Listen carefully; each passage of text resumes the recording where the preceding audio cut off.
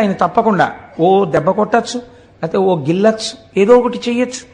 రుద్రుడు మిమ్మల్ని అలా ముట్టుకోవడం, అలా కొట్టడం, అలా గిల్లడం చేయడు. ఆయన ఏం చేస్తాడు?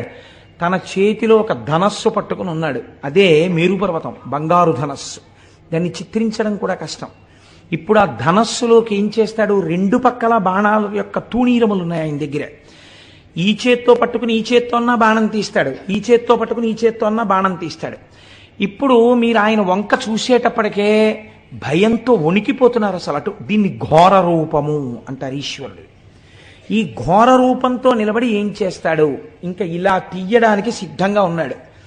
తీసి ఎక్కువ పెట్టాడో ఉత్తర క్షణంలో ఫలితమేమి?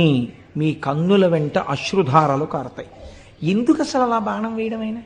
ఎందుకు అలా బాధ పెట్టడం? తండ్రే జగత పితరవ్ వందే పార్వతీ పరమేశ్వరవు అని పిలుస్తున్నామే, అటువంటి